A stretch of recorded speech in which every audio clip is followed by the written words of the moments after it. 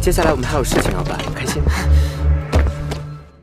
Halo semuanya, selamat datang di Ruang Sinema. Bagaimana kabar kalian semua? Semoga selalu sehat dan baik-baik saja. Sesuai jadwal, jadi pada hari ini kita akan kembali melanjutkan series Donghua Slay the God episode terbaru. Yang mana ini adalah episode yang ke-9.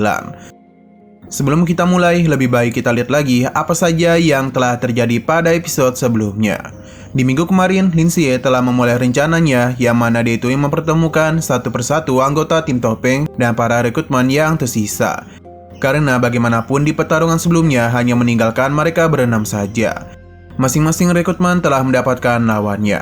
Untuk Lin Xie sendiri berhadapan langsung dan pemimpin tim topeng yang mana ia adalah agen waktu. Dalam pertarungan ini, Lin Xie sudah tahu mengenai kekuatan yang dia miliki dan juga pedang yang dia gunakan. Semua informasi ini dirinya dapatkan dari Tung Ming. Berkat semua itu jugalah Lin Xie mampu mengimbangi semua pergerakan yang dia lakukan. Bahkan tidak hanya itu saja, ia juga sempat merepotkan agen waktu.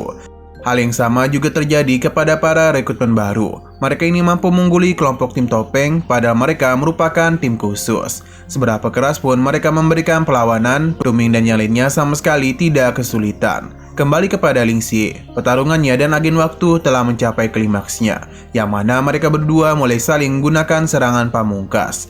Dalam duel tersebut yang menjadi pemenang adalah Lin Xie. Sekarang kita akan melanjutkan episode terbarunya. Para prajurit yang melihat topeng agen waktu telah terbuka membuat mereka begitu terkesan kepada kemampuan dari Lin Xie. Hanya saja perhatian mereka ini langsung teralihkan kepada Chou Yuan. Ia terus saja melakukan serangan kepada Tung Ming, padahal mereka berada di kelompok yang sama. Melihat apa yang terjadi, Lin Xie dan juga agen waktu mulai saling bekerjasama dalam menghentikan pergerakan Chou Yuan, yang mana dia ini sedang mengamuk. Berkat kerjasama apik di antara mereka berdua, menangkap Chou Yuan merupakan hal yang sangat mudah. Selain itu, Chou Yuan juga sedikit mendapat kesadarannya setelah melihat keberadaan dari Lin Xie. Ketika Lin Xie mulai mendekatinya, kekuatan pendosa Chou Yuan perlahan-lahan mulai menghilang dan diikuti oleh suara yang mengerikan. Chou Yuan merasa kalau hanya Lin Xie saja yang bisa menyerap kejahatan keji yang berada di dalam dirinya. Hanya saja Lin Xie tidak tahu apa yang sedang dia katakan. Karena sejak tadi Chou Yuan hanya mengakui kalau ia merupakan seorang pendosa. Semua orang pun mulai berkumpul mengelilingi Chou Yuan. Yuan Gang pun tiba untuk meminta mereka memberikan hormat kepadanya.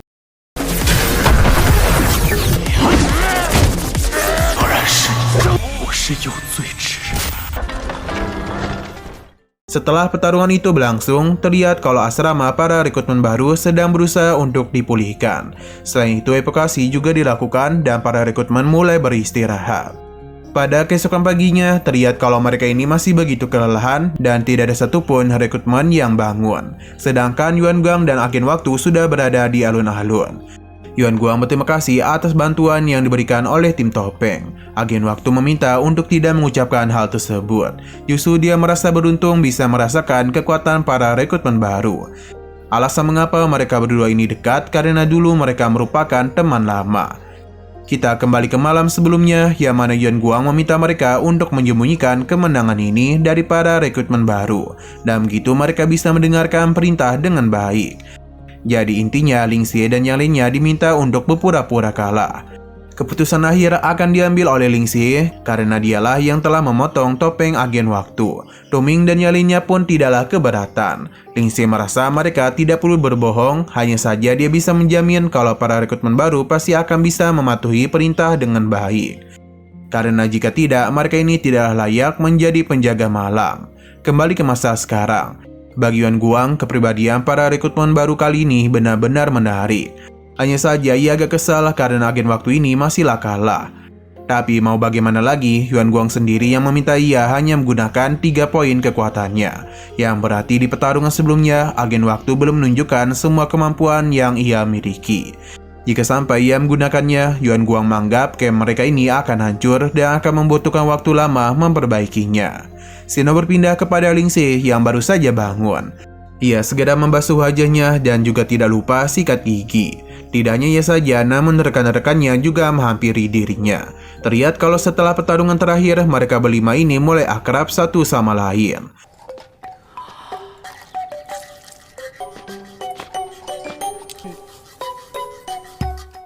Setelah pertarungan putaran pertama selesai, pihak Yuan Guang telah mengeluarkan 112 rekrutmen baru yang tidak patuh. Ia meminta para rekrutmen baru untuk tidak lengah karena bisa saja gila mereka yang tersingkir. Selain itu, mereka telah menggunakan formasi penghalang, dan begitu para rekrutmen baru tidak akan bisa menggunakan kekuatan ilahi yang mereka miliki. Dalam periode ini, kelompok Yuan Guang akan memberikan siksaan dengan berbagai cara. Pelatihan yang mereka jalan ini akan sangat berat. Ini dilakukan untuk mencari siapa saja yang mampu bertahan dalam pelatihan. Mereka juga tidak diberikan waktu untuk bersembunyi. Di sini Tuming diminta oleh pelatihnya untuk mengurangi gerakan yang tidak perlu. Para pelatih begitu penasaran dengan debut pertama pelatihan, karena bagaimanapun ia yang terbaik menggunakan pedang di antara mereka. Pelatihan meminta Tuming untuk menunjukkan kemampuan terbaik yang ia miliki. Hanya saja pertahanan langsung muncul ketika merasakan Tuming dalam bahaya. Ini pun membuat pelatihan terpental. Tuming meminta maaf karena lupa mematikan mode daruratnya. Pelatihan yang merasa malu menganggap tadi itu hanyalah sebuah kesalahan. Ia berharap para rekrutmen baru bisa mempelajari kesalahannya itu. Kali ini dirinya pun ingin kembali melakukan latihan dengan Tuming. Baginya pertahanan apapun bisa ia hancurkan. Namun lagi dan lagi harta Tuming meniadakan serangan yang mengarah kepadanya. Apa yang terjadi membuat pelatihan merasa jengkel, apalagi para rekrutmen baru terus saja menertawakan dirinya. Jadi dia pun menyuruh Tuming untuk turun. Pelatihan mencoba untuk tetap tenang. Kini dia pun menunjuk Ling Xie untuk menggantikan Tuming. Sebelum melakukan latihan tanding, pelatihan ingin memastikan apakah Ling Xie memiliki suatu larangan. Karena ia tidak memiliki apapun, membuat pelatihan begitu percaya diri bisa menunjukkan kemampuan hebatnya kepada para peserta. Han meminta Ling Xie untuk tidak perlu khawatir karena ia akan bersikap lembut. Hanya saja Ling Xie juga bukanlah pemuda biasa, sebab ia sebelumnya sudah berlatih pedang bersama dengan ketua Muye. Jadi menghadapi pelatihan bukanlah hal yang sulit. Seberapa keras pun tetuhan menyerangnya, semua itu dah mudah Ling Xie tahan. Ia bahkan sama sekali tidak bergerak.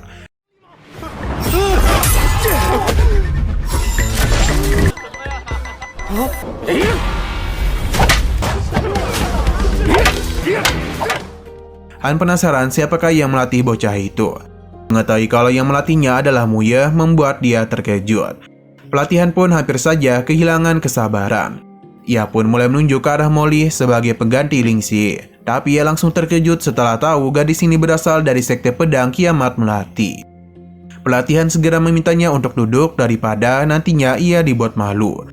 Melihat apa yang terjadi membuat para rekrutmen baru menjadi semangat untuk bisa menghadapinya. Pelatihan menyemangati dirinya sendiri karena untuk apa juga dia takut padahal di hadapannya hanyalah para rekrutmen baru. Ia pun melihat Chow Yuan yang sedang duduk santuy saja. Setelah memastikan ia tidak memiliki larangan apapun dan juga tidak mempelajari teknik berpedang, semakin membuat tetuahan yakin kalau Chow Yuan merupakan sosok yang akan membuatnya bersinar. Hanya saja Chow Yuan tidak ingin bertarung sebab ia tidak bisa menyentuh apapun yang tampak seperti pedang. Pelatihan menjadi sangat marah. Tuming pun mencoba untuk menjelaskan karena ini berkaitan dengan daerah terlarang miliknya. Pelatihan tidaklah peduli karena bagaimanapun tempat ini sudah menahan kekuatan mereka. Jadi pelatihan meminta Chow Yuan untuk mendengarkan perintahnya. Mau tidak mau Chow Yuan pun mengambil pedang tersebut. Yang mana perhatian seketika saja mulai teralihkan kepadanya. Karena bagaimanapun kekuatan pendosanya mulai muncul ketika menyentuh pedang kayu tersebut. Sekali lagi Chow Yuan menggunakan mode pendosanya dan langsung menyerang pelatihan. Untung saja pelatihan masihlah mampu untuk menahan serangan tersebut. Hanya saja dan amukan Chow Yuan telah membuat kekacauan terjadi. Ling Xie dan rekan-rekannya akan segera bertindak untuk bisa menahan pergerakan Chow Yuan. Mereka pun mulai melakukan pergerakan kepadanya.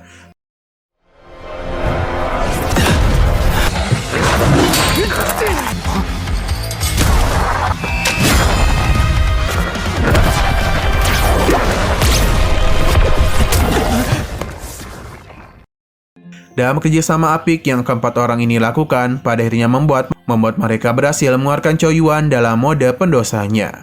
Melihat apa yang terjadi membuat pelatihan hanya bisa terdiam, karena para rekrutmen baru ini memiliki kekuatan yang hebat.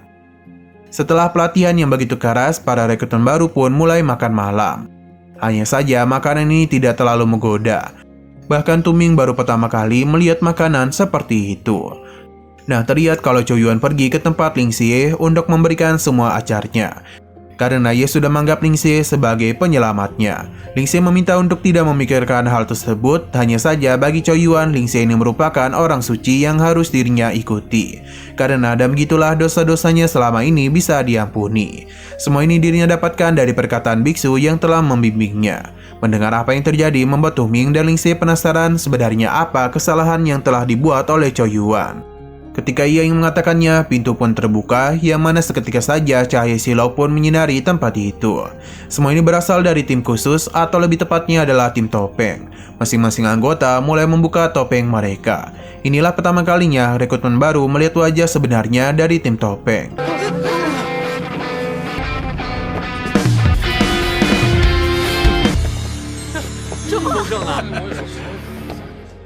Berbeda dengan rekrutmen baru, makanan yang dimiliki oleh tim topeng merupakan makanan yang sangat enak.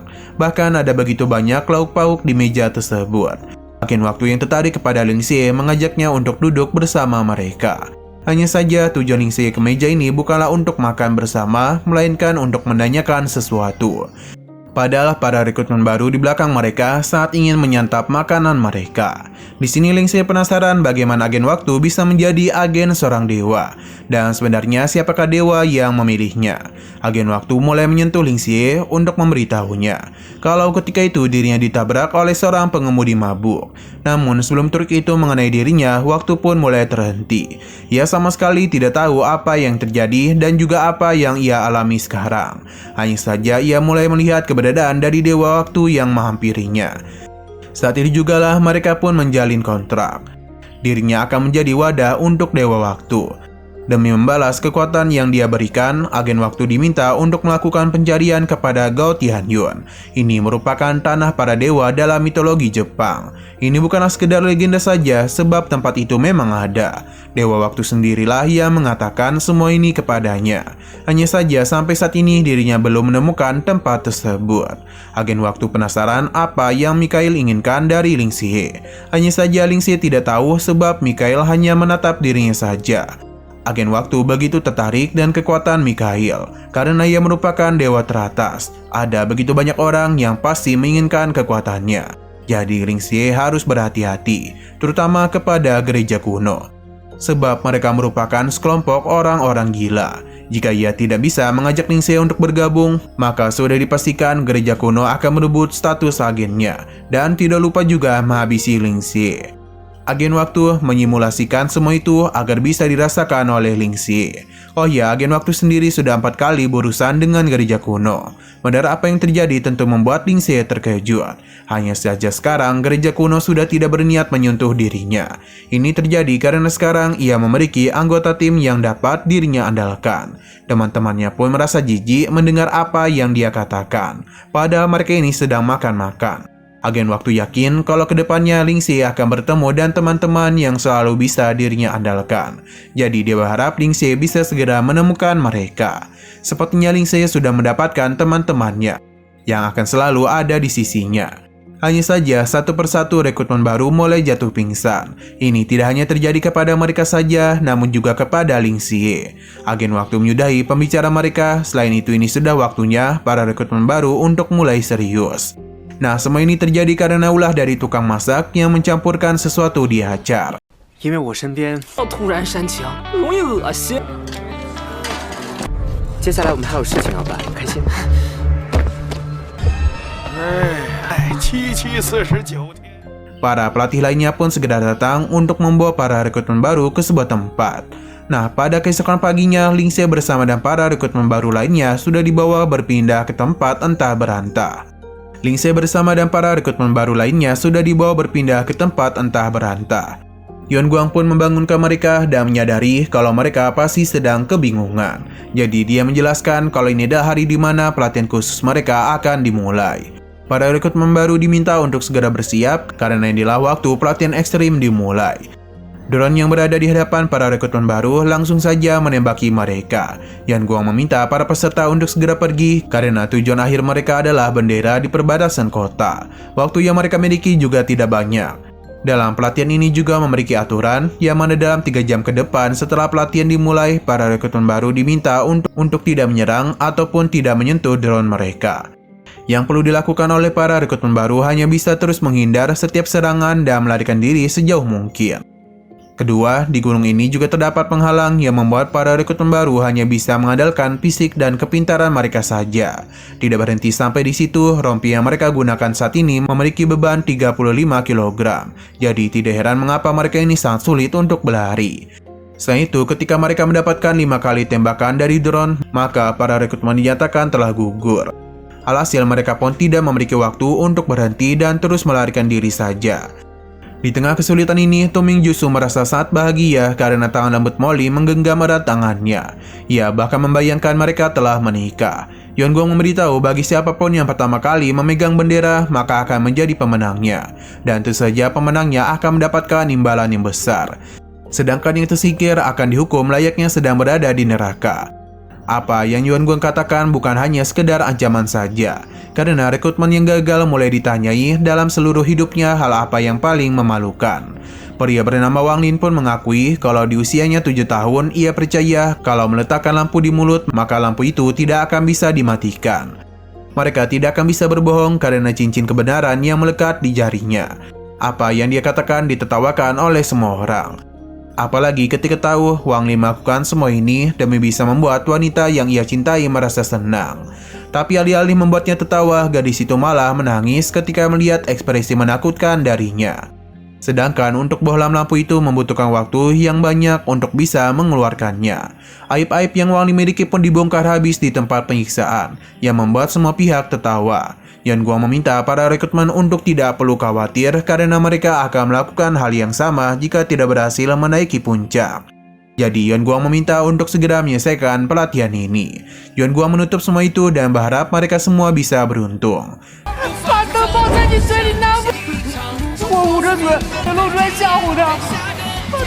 他怎么在鸡群营婚啊？同样的待遇。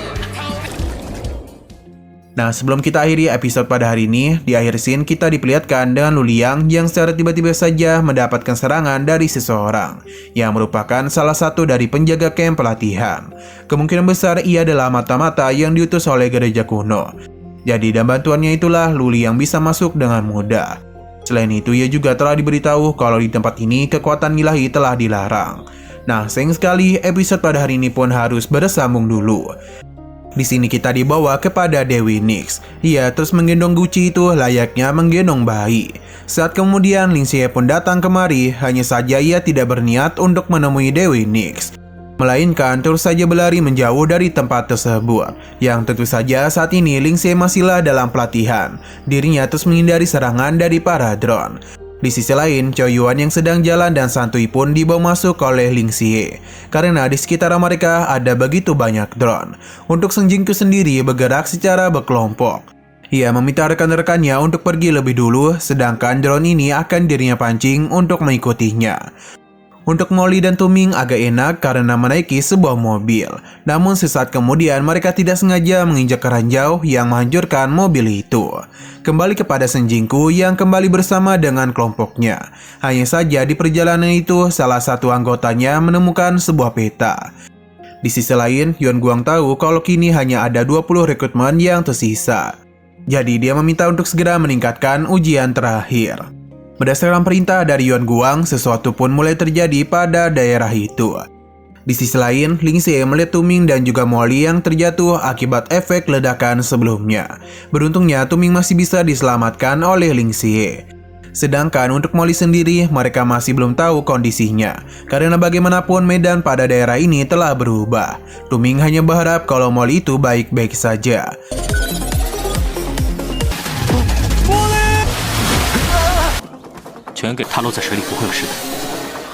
Di sisi lain, salah satu anggota dari Sung Jingku malah tersesat karena ketinggalan. Hal itu disadari oleh Sung Jingku, jadi mereka memilih untuk kembali agar bisa menemukan Lin Liang. Hanya saja, drone-drone ini tidak akan membiarkan rencana mereka berjalan dengan lancar. Tidak terasa malam sudah tiba dan kini hanya tinggal 9 rekrutmen baru yang masih tersisa. Kita juga tahu kalau Molly masihlah bertahan. Yeonguang memberikan sapaan kepada mereka. Ia yakin kalau para rekrutmen baru telah menyadari semuanya. Yang mana Gunung Jinan ini layaknya tidak berujung. Sejak awal, para rekrutmen baru sudah menduga kalau ujian ini tidak akan semudah yang mereka kira. Shen Jingku sebagai seorang pemimpin yang baik, ia pun memilih untuk membawa drone-drone itu kepadanya. Hanya saja para anggotanya juga sangat loyal kepada Shen Jingku. Bahkan mereka tidak segan-segan mengorbankan diri selama dia baik-baik saja. Yuan Guang terus meminta para rekrutmen untuk terus agar terus berlari karena bagaimanapun ada hukuman yang sudah menanti mereka. Selain itu, hukuman ini tidak akan berhenti sampai di sini saja, karena akan terus mereka lakukan. Para pelatih penasaran mengapa mereka begitu royal kepada Shen Jingku. Dengan cincin kejujuran, mereka pun memberitahu kalau Shen Jingku adalah pria yang sangat baik hati. Ia tidak segan-segan memberikan bantuan kepada mereka di saat kondisi yang begitu sulit. Kebaikannya tidak hanya ditunjukkan kepada teman-temannya, namun juga kepada orang lain. Pernah suatu ketika, waktu Shen Jingku sedang menghadapi sebuah ujian sekolah, namun dia itu memilih untuk melewatkannya demi membantu teman-temannya. Kekuatan Shen Jingku tidaklah main-main karena mampu mengalahkan 10 orang sendirian. Selain hebat dalam bertarung, Shen Jingku juga sangat pintar dalam belajar.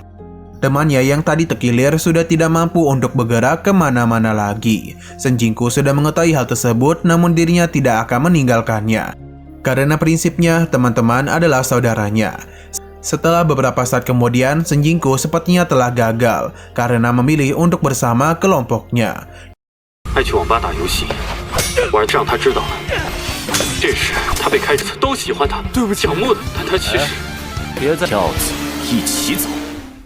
Namun ketika ingin memberikan hukuman dengan cincin kejujuran, ia malah membuat keributan di dalam ruangan tersebut. Sebelumnya, Tuming sudah mendengar betapa baiknya Shen Jingku. itu. Bahkan kebaikannya sampailah tidak normal. Chou Yuan membenarkan hal tersebut karena ia juga mendengarkan perkataan para murid lainnya tentang Shen Jingku. Tidak heran mengapa orang-orang itu begitu setia kepadanya. Di pelarian ini, Tuming merasa dirinya sudah tidak berdaya. Apalagi ketika melihat jalan yang masih begitu panjang membuatnya tidak bersemangat lagi. Terlebih lagi, drone ini telah menemukan keberadaan mereka. Dan gagah berani, Tuming meminta teman-temannya untuk pergi karena ia akan melindungi mereka. Namun sikap keren itu diganggu oleh Ling Xie dan Chou Yuan karena mereka tidak ada niatan untuk meninggalkan Tuming di sini. Dalam pelarian tersebut, mereka melihat ada sebuah gua. Jadi lebih baik mereka bersembunyi di dalam sana untuk sementara waktu.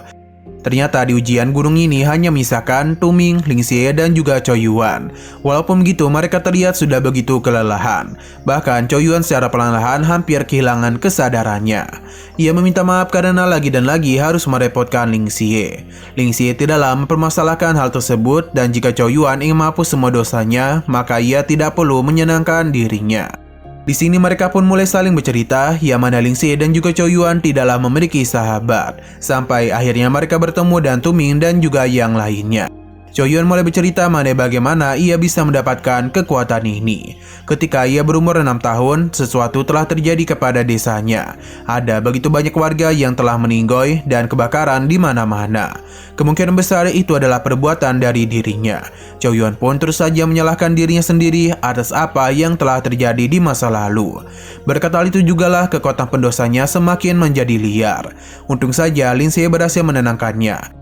Ia meminta Chou Yuan untuk membawa Tuming yang sedang berpura-pura pingsan untuk pergi menjauh. Tuming pun bangun karena kebohongannya sudah diketahui. Ia yang tidak menjadi beban bagi Ling Xie akan melakukan sesuatu. Namun sebelum itu, dia akan memberikan 2 senjatanya kepada Ling Xie. Dan begitu gagah berani, Tuming pun mulai keluar dari gua untuk menyapa para drone. Belum sempat berbicara, Tuming sudah lebih dulu ditembaki oleh drone-drone itu.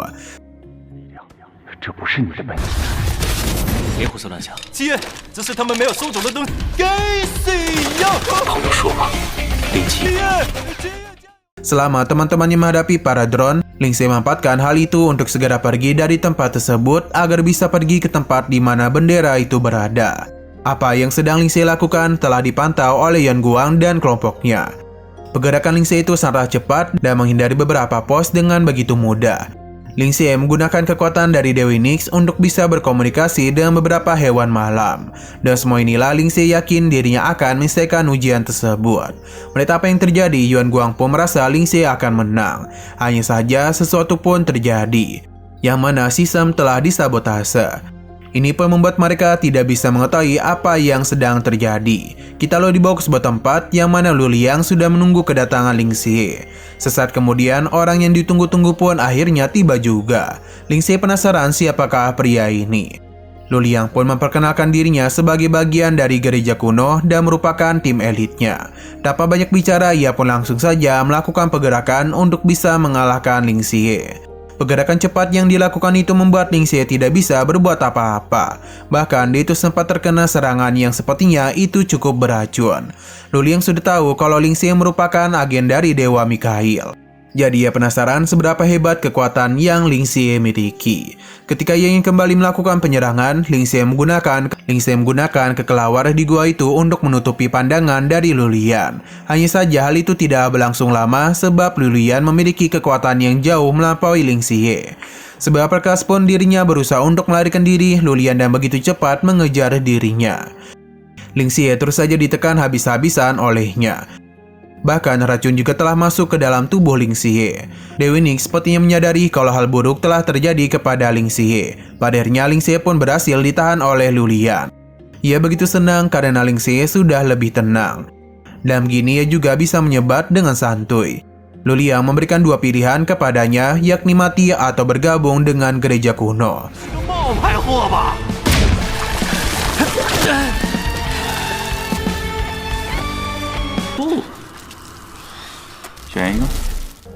Ling Xie sama sekali tidak takut dengan ancamannya.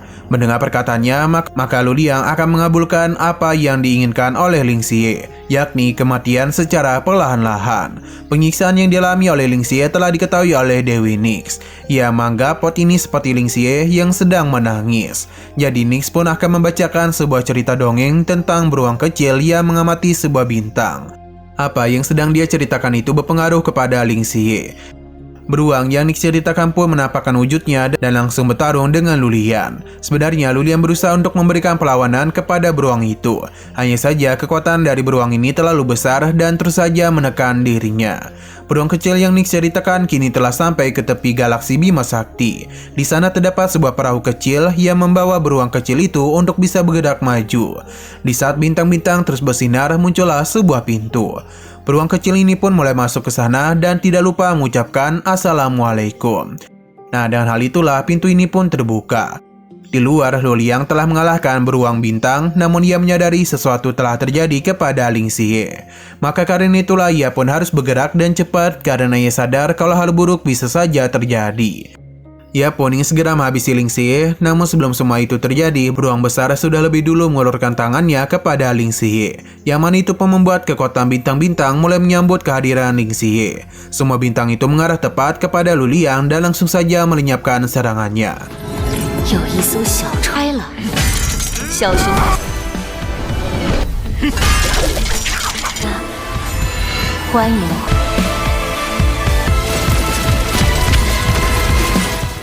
Kekuatan beruang bintang telah masuk ke dalam diri Ling Xie yang membuatnya berpenampilan cukup imut. Walaupun berpenampilan imut, tapi kekuatan yang Ling Xie dapatkan tidaklah main-main. Ia dan mudah menghindari dan bahkan melancarkan serang balik kepada Lu Liang. Pada akhirnya, Ling Xie pun berhasil menjadi pemenangnya. Hanya saja, Lu Liang yang sejak tadi bertarung dengannya ternyata hanyalah proyeksi saja. Kekuatannya ini pun membawa proyeksi Ling Xie kepada para pemuja gereja dewa kuno. Mereka memberikan sambutan kepada Ling Xie dan juga memberikan pujian kepadanya karena mampu mengalahkan proyeksi dari Lu Liang. Ini jugalah yang telah membawanya kemari. Alasan mereka membawa Ling Xie adalah untuk bernegosiasi dengannya. Mereka dan sehati menerima Ling Xie untuk bisa bergabung dengan gereja kuno. Ling Xie bisa melihat dan jelas kalau orang-orang ini begitu setia kepada Panji Tiga Dewa.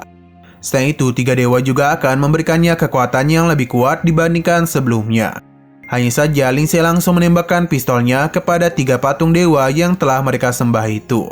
Apa yang Ling Xie lakukan seketika saja memancing amarah dari penghuni gereja kuno.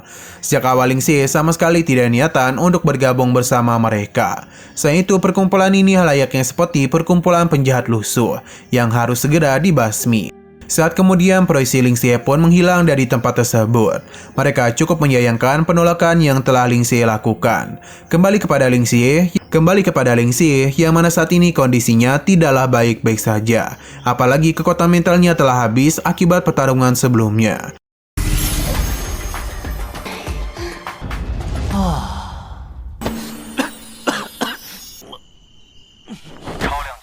Sesaat kemudian Yuan Guang pun tiba. Ia diberitahu kalau beberapa peserta lainnya sudah ditemukan. Sedangkan untuk Ling Xie sendiri sedang begitu kesakitan.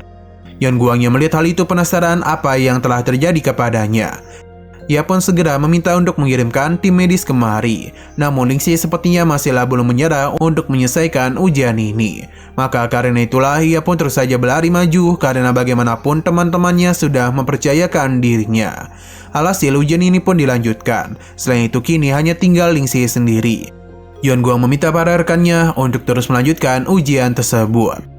Ling Xie terus saja berlari demi menghindari kejaran dari para drone. Sesaat kemudian teman-temannya pun memberikan semangat kepadanya agar bisa terus berjuang dan tidak berhenti untuk terus berlari. Mereka tahu kalau saat ini Ling Xie pasti begitu kelelahan. Jadi pria bernama Deng Wei menyarankan untuk membayangkan hal-hal yang membahagiakan karena hal itu dapat membuat pikirannya menjadi begitu tenang. Mendengar apa yang dikatakan, Ling Xie pun mulai teringat dengan kenangan masa lalunya. Yang mana kali itu dirinya masihlah belum tahu apa yang harus dirinya lakukan. Namun pada akhirnya Ling Xie menemukan apa yang menjadi tujuannya.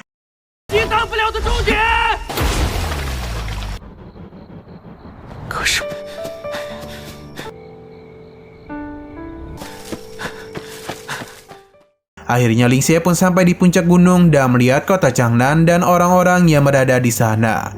Ling Xie pun pada akhirnya menyadari kalau keinginan dari Zhao Gongcheng adalah seluruh kota Changnan dan dia ingin selalu melindungi tempat indah tersebut. Ling Xie pada akhirnya tidaklah bisa bertahan lagi dan harus jatuh tak berdaya. Yuan Guang dan yang lainnya pun segera menangkapnya. Berhubung Ling Xie telah berhasil menjadi pemenangnya, maka hadiah pun diberikan kepadanya. Yang mana itu berisikan kenangan dari Zhao Gongcheng. Melihat hadiah tersebut membuat Ling Xie begitu senang sekaligus terharu. Nah, di akhir scene kita pun diperlihatkan kepada Ling Xie yang mengunjungi Dewi Nix. Sepertinya Ling Xie menceritakan hal tersebut kepada mereka. Yang mana Dewi Nix begitu terharu. Ia menganggap hal ini seperti cahaya dan kegelapan. Karena setiap ada hal yang bagus, maka pasti ada hal yang juga harus dikorbankan. Ling Xie pun menjadi terkejut karena ketika ia bercerita telah menarik perhatian dari Dewi Nix. Bahkan kesembuhannya kini sudah mencapai 50%. Dengan semua ini, maka Ling Xie memiliki kesempatan untuk kembali mendapatkan kekuatan dewa secara acak. 而且那一刀真的很……就像光与影，与它的闪耀。完你的故事已超过50%。 Nah, sayang sekali lagi seru-serunya episode pada hari ini pun harus bersambung dulu. Namun sebelum kita akhiri, seperti biasa kita akan melihat preview bagian selanjutnya. Di sini kita diperlihatkan dan beberapa orang dari gereja kuno yang telah bersiap untuk memulai pergerakan. Sepertinya sesuatu telah terjadi yang membuat pihak gereja kuno harus bergerak secepat mungkin. Hal aneh juga dialami oleh Dewi Nix ketika ia sedang bersama dengan Ling Xie. Entah kenapa dia itu mengalami penglihatan yang cukup mengerikan. Ini pun membuat apa yang dihadapan mereka menjadi begitu kacau, yang seakan-akan Dewi Nix ingin memperlihatkan sebuah kejadian kepada Ling Xie. Para rekrutmen baru terus melakukan latihan dan mungkin hanya beberapa saja yang tersisa. Mereka kemungkinan besar adalah teman-teman dari Ling Xie. Dengan ketatnya pelatihan yang dilakukan, meyakinkan kita kalau mereka harus segera menyelesaikan latihan tersebut. Di sisi lain kita pun diperlihatkan dan sosok Xinu, agen dari Medusa. Datang kemari adalah untuk memulai rencana dari gereja kuno. Oke, sekian dulu pada video kali ini. Untuk video selanjutnya akan segera hadir. Jadi bagi kalian yang ingin mengikuti series ini, langsung saja klik subscribe dan aktifkan loncengnya. Terima kasih yang sudah menonton video sampai habis. Jika kalian suka pada video ini, klik like dan share ke teman-teman kalian tentang channel ini. Dan ditunggu aja kelanjutannya. Oke, sampai jumpa di video selanjutnya.